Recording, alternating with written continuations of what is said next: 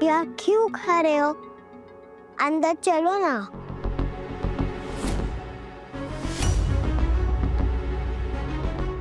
अरे कोई इस पोअर थिंग को भी थोड़ी जगह दे दो। और नहीं तो का। अरे बहुरिया गवार है तो क्या हुआ? अरे अपने पति और उसके वो बिजनेस पार्टनर के साथ ही इतने बड़े उद्घाटन में आई है, ताली तो बजा ही सकती है।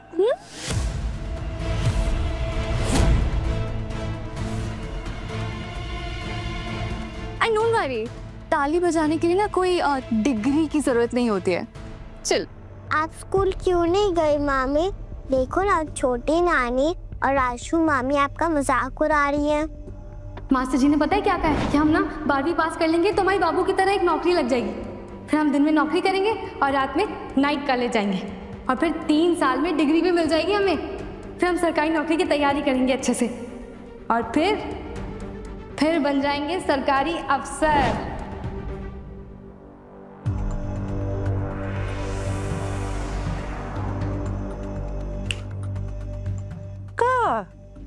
कौन से सपना में खो गई भाई? आईएएस बनने का सपना तो नहीं देखने लग गई? और लेकिन कहाँ है? उसके लिए तो डिग्री चाहिए, वो तो तुम्हारे पास है नहीं।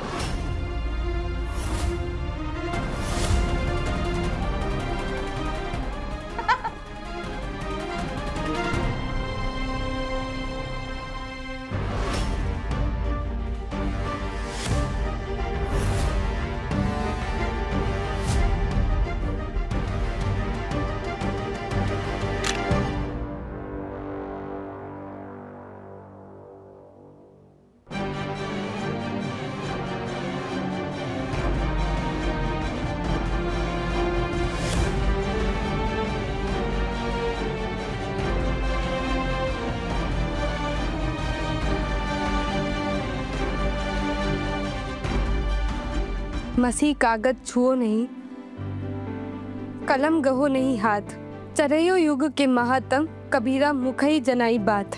ये दोहा कबीर जी ने कहा था, लिखा नहीं था, क्योंकि उनका मतलब था कि मैंने आज तक स्याही और कागज को छुआ तक नहीं, कलम को हाथ में पकड़ा नहीं, पर फिर भी चारों युगों का ज्ञान अपने मुख से सुनाता हूँ। कबीर जी के पास भी कोई डिग्री नहीं थी, पर ज्ञान इतना था कि आज तक हम उनकी बातें अनमोल वचन बताकर याद करते हैं। हमारे पास आप लोगों को दिखाने के लिए डिग्री नहीं है, पर हमारे मम्मी पापा और बड़े बुजुर्गों ने इतना ज्ञान दिया है कि सर उठाकर जीना चाहिए। वो कहते हैं ना कि शिक्षा वही है जो सर उठाकर जीना सिखाए। काबिलियत और डिग्री दोनों बहुत अलग चीज होती है। काबिल वो भी हो सकता है जिसके पास डिग्री नहीं है, पर हमारा समाज सिर्फ डिग्री को ही काबिलियत का सबूत समझता है। उसी की वजह से हमारी शिक्षा की पहचान होती है ना? पर हम ये जानते हैं कि जिसके पास इच्छा होती है वो शिक्षा हासिल भी कर सकता है और डिग्री भी हासिल कर सकता है। लेकिन तुम्हें डिग्री की क्या जरूरत है? डिग्री लेकर जो तुम्हें हासिल करना था उसका 100 गुना तो तुम्हें इस घर में आकर मिल गया है। फिर किसे ये साबित करना चाहती हो कि तुम एक बहुत अच्छी लड़की हो? ये जो तुम बड़ी बड़ी बातें बोल रही हो, ये इसलिए बोल रही हो ना हमारे सामने, क्योंकि देव ने तुमसे शादी करके इस घर में लाकर खड़ा कर दिया है। ये तुम्हारी ज्ञान भरी बातों से सच्चाई नहीं छुप सकती कि तुम्हारे बाप ने तुम्हें पैसों के लिए बेचा है।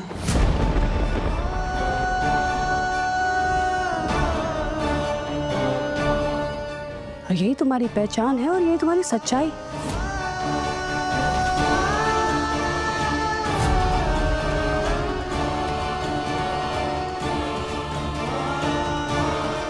तुम्हारे बाप ने तुम्हें पैसों के लिए बेचा है।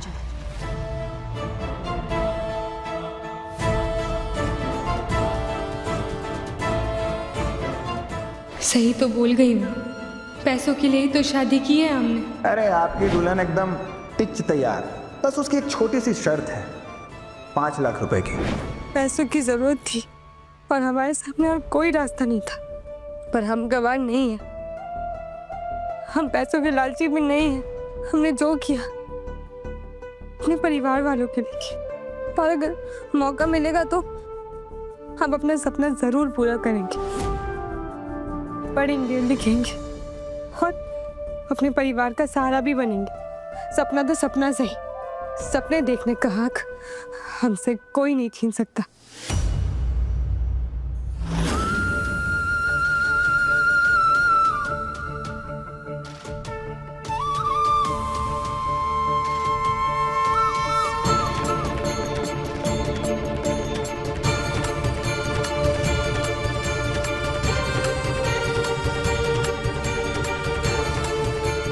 क्या बात है, बहुत परेशान लग रही हो।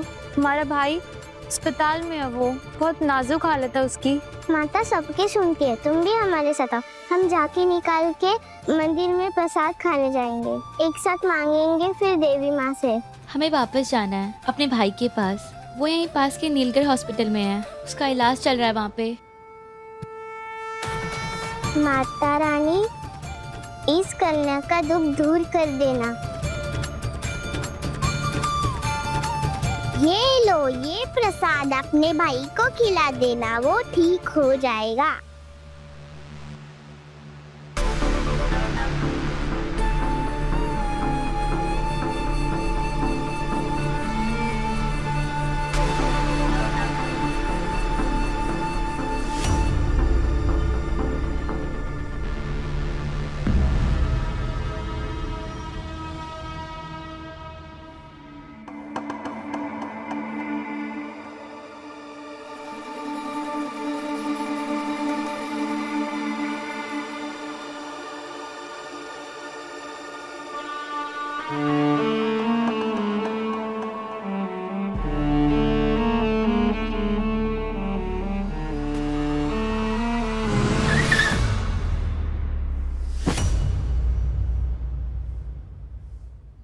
वे तू तो लंगड़ा है, साथ में अंधा भी है क्या? अबे तेरी हिम्मत कैसे हुई आधा ठाकुर के सामने जबान ऊंची करने की? आधा ये कौन सा नाम है बे? चल। क्या कर रहा है? ये सूरजगंज नहीं है, इन्हें क्या पता कि तू कौन है? देखना जीजी, अगर उस पारो के खानदान से असल और ब्याज ना वसूला ना तो हमारा नाम भी आधा ठाकुर नहीं। सच, ये महलों में रहने वाले लोग क्या समझेंगे कि एक गरीब की क्या मजबूरी हो सकती है। एक भाई की जान बचाने के लिए एक बहन क्या कर सकती है, इन्हें क्या पता। हमने सही किया गलत किया हम नहीं जानते, पर हमें हमारे किए पर कोई अफसोस नहीं। चाचू देख, हम तेरे लिए प्रसाद लेकर आए हैं। हम तेरे लिए ना मन्नत मांगे थे, अब तू ठीक हो जाएगा जल्दी से।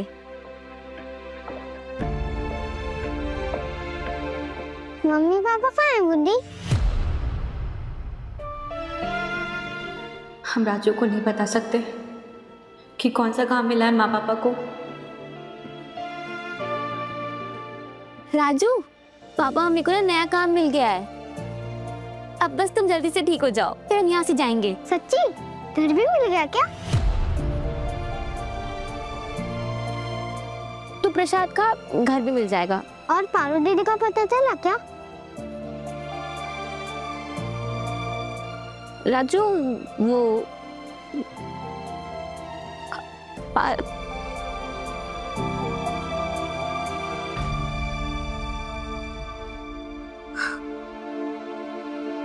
आप ही बड़बड़ क्या कर रहे हो? मुझे पता है आपको गुस्सा आ रहा है, मुझे भी आ रहा है। जब गुस्सा आता है ना तो मुंह में बड़बड़ और पेट में गुड़गुड़ होती है और फिर भूख लग जाती है। आपको गुड़गुड़ नहीं हो रही?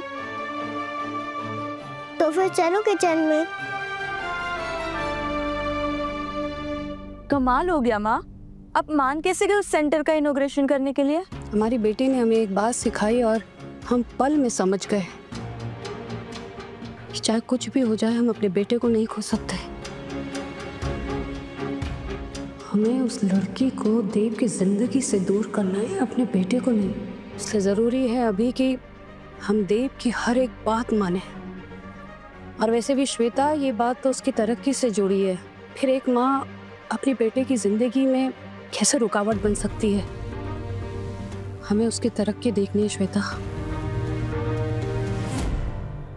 और ये रही साड़ी और ये रहा सूट, अच्छा है ना? पर ये सब किस लिए गिरीश बाबू? अरे किस लिए मतलब? पार्वती का अपने ससुराल में पहला दशहरा है। अगर उसके मैके से शगुन नहीं आएगा तो कैसा लगेगा उसे? अरे वो भी तो सबको दिखाए कि उसका मैका है।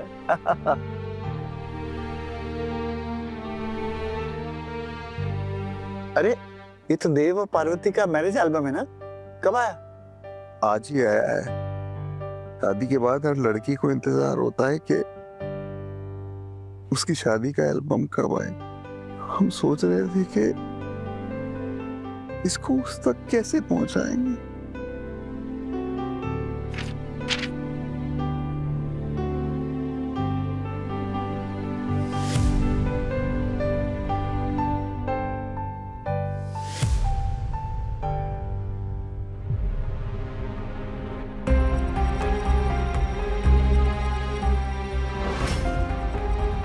सब में तो घूंघट है, लेकिन ये देखो, इसमें है दुल्हन की असली रौनक।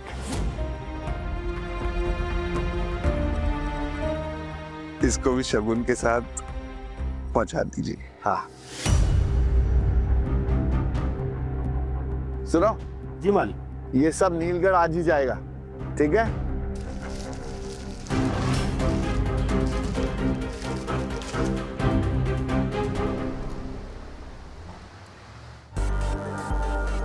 कमला, ये सब क्या है? मालकिन, ये रामपुर से आए हैं। क्या है इसमें? दुल्हन के पिताजी ने दशहरे का शगुन भेजा है। यहीं कहीं नीचे रख दो इसे और इनसे कहो कि ये यहाँ से जाए। जी।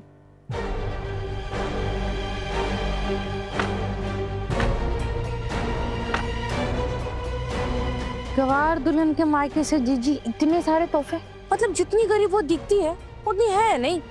हम एक काम करते हैं, लेट्स गो एंड सी ना, देखते हैं, maybe there is something worth it, है ना? कोई हाथ नहीं लगाएगा इसे।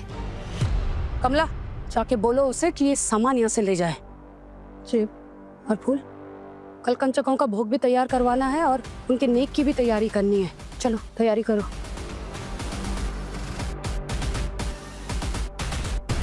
बताइए तो काकी, क्या बात है? आपके पिताजी ने दशहरे का शगुन भिजवाया है। हमारे पापा ने? अरे अब खुश भी हो जाइए। लड़कियां तो पीहर की खबर से ही खुश हो जाती हैं, और यहाँ तो खबर के साथ साथ अच्छे अच्छे तोहफे भी आए हैं। देखिए देखिए, खोलिए पिटारे में क्या क्या है।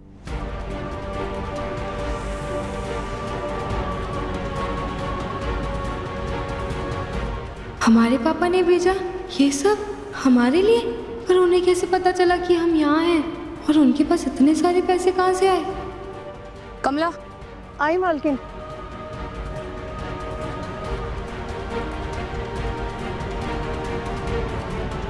अभी कौन सी नई पहेली माता रानी? आप ही सुलझाइए अब। वैसे जीजी, बहुरिया के पिताजी बलराम जेठ जी के यहाँ नौकर है ना, और नौकर के पास इतने महंगे सामान के लिए पैसे कहाँ से आए? जरूर जेठ जी की तिजोरी पर हाथ साफ किया होगा। हाँ,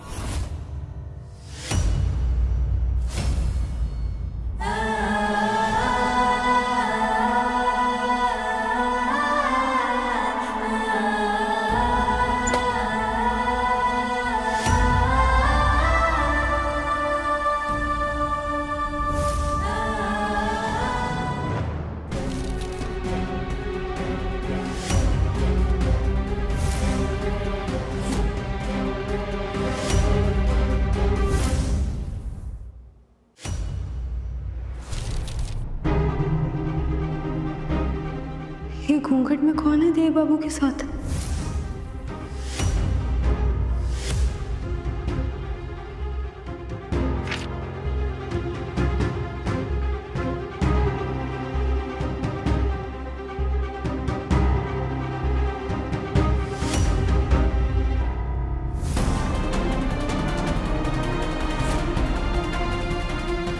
ये कौन सी पार्वती है देव बाबू के साथ?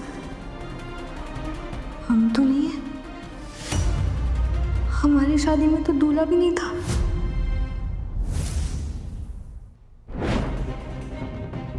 हमारी शादी तो कटार से हुई थी और हमारा खरीदार हमें नदी के पार शहर में मिलने वाला था। और ये जो तस्वीर में है वो हम नहीं है। मतलब देव बाबू की शादी किसी और से हुई थी।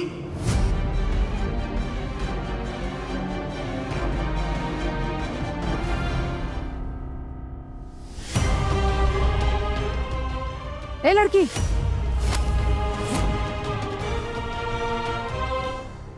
ये अपना सामान उठाकर कहीं और बैठो और वहीं बैठ के निहारते रहना अपने मायके के तोहफों को। जाओ यहाँ से। बड़ी मॉम, जब भी मेरे घर से कोई गिफ्ट आता है तो मैं तो सबसे पहले आपको दिखाती हूँ या सासू मॉम को दिखाती हूँ। इसके घर से कुछ आया और इससे दिखाया भी नहीं। ऐसा क्या आया होगा इसके घर से? इसके मायके से आई हुई किसी भी चीज को ना तो हमको जानना है ना देखना है। इस लड़की को हम वैसे ही बर्दाश्त नहीं कर पा रहे हैं इस घर में, फिर इसका सामान। ये लड़की यहाँ से जाए तो हमारे दिल को चैन आए। तो ये फला मिठाई का क्या करे, नौकरों में बैठवा देगा? और जो मन करे तुम वो करो।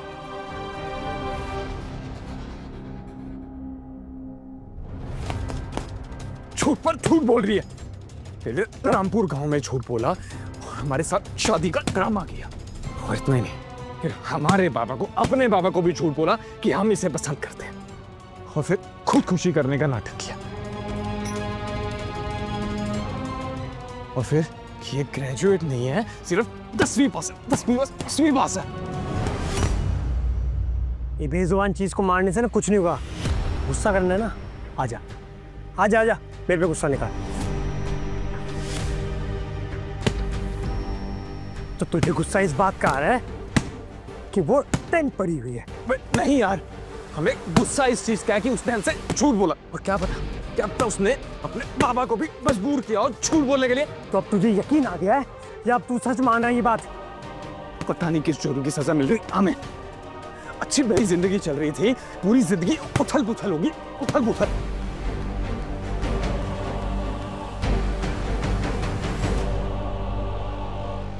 हमें हमारे सवालों के जवाब अब इसी एल्बम में मिलेंगे। उस दानव से तो कुछ भी नहीं पूछ सकते। वो तो एक नई पहेली बुझा देगा पर जवाब नहीं देगा। ये कर क्या रहा है? तो उसकी शादी किसी और से हुई थी, तो फिर उसने आधा ठाकुर से हमें क्यों खरीदा? ये चक्कर क्या है?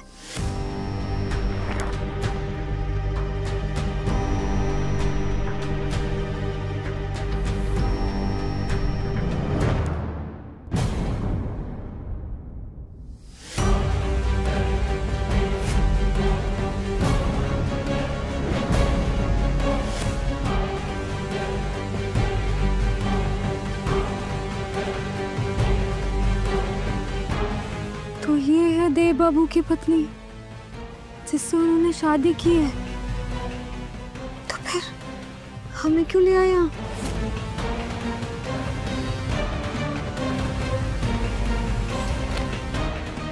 मामी, लो आप यहाँ छुप के बैठी हो। अरे वाह, इतने ब्यूटीफुल गिफ्ट किसने भेजी? ये ना हमारे गांव से आई। आपके मम्मी पापा ने भेजे। बहुत ब्यूटीफुल।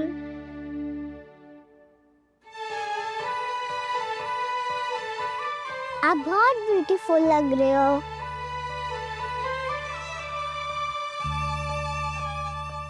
हमने तुम्हें पहले ही बोला था देव कि तुम इमोशंस में आके गलत फैसला ले रहे हो। हाँ, शायद तुम सही कह रहे थे और माँ भी सही कह रही थी।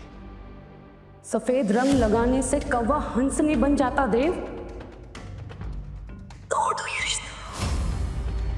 शायद पार्वती सच में पैसा की लालची है। तो अब तुम्हें यकीन आ गया है? ये तुम सच में मान रहे हो ये सब? हाँ? सोच क्या रहे हो देव? क्लियरली यार देव कि उसने तुम्हें जाल में फंसाया और तुम फंस गए हो। मतलब चुप कर, छोड़ो। हमें तो समझ में नहीं आ रहा है देव कि तुम क्यों उस कुल्लू की भेड़िया पहन के बैठे हो।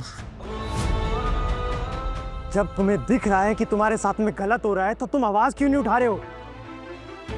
या तूने मान लिया है कि पार्वती तेरे नाम के काबिल नहीं है, या फिर नलिनी ही तेरी सच्ची जीवन साथी होनी चाहिए थी? पारो संग देव रात 10 बजे दंगल टीवी पर।